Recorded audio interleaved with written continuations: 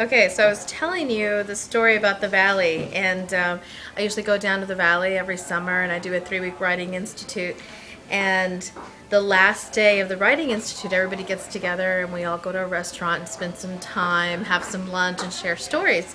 There's this one restaurant that everybody was raving about. It was relatively new, but they kept saying that the parking lot was really small. So they kept saying we should all carpool so we have enough parking. So everybody kind of carpools, and we get down there, and you're going through these winding roads, and everything in the valley is very much a part of a neighborhood that used to be a house or used to be a different structure. So I'm following the little caravan of cars, and I'm just riding along with another teacher. We get to a corner that has the name of the fajita place, famosas fajitas, famous fajitas. And I'm thinking, okay, great, here we go, and the streets keep getting narrower and narrower, and we finally get to this one place that has a sign that says famous fajitas. And the sign is huge, it's on the front lawn of this house. And I'm thinking, there are about 50 of us in this group. How are we going to fit into this little restaurant house? But I'm not going to say anything, and everyone that got there had never been there before, and we're all kind of reluctant about going in.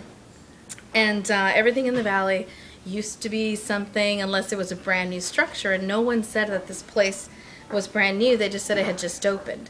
So we see this house, and I'll show you the picture. It's got the sign, famosas fajitas, and we think, okay, well, that's the place. So everybody parks, and we get out, and there's this tiny little parking lot. Bye. Here's a parking lot.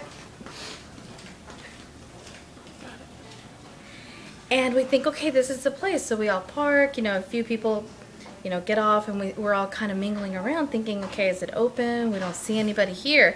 And then I guess, too bold. I'm like, well, let's find out. So I walk up to the front door, and I turn the door to the restaurant, and I open it, and I walk in. And as I walk in, I take 2 steps, and I look back, and I say, it's open, guys, come on in. And then I turn and look, and there's a baby asleep in the front living room, and there's this woman cooking in the kitchen. My heart just freezes, and I just felt like I'd broken into someone's house, which is exactly what I'd done. And I take a step back, I close the door, and I run out the door saying, it's not here, keep going. Of course, everybody jumps in the car. We take off, and it turns out that the restaurant was actually down the road. But there's no arrow. Okay. So, of course, in the tradition of my culture, stories just kind of get bigger, and the more you tell the story, it just keeps growing, and it just becomes this crazy story, almost like a writing roulette that everyone's contributed to. By the time we made it out of the restaurant, back at the campus where we were doing the workshop, the story had blossomed into, we had to go bail Arcy out of jail because he was breaking into houses, and it was wild. Someone even wrote a poem about it.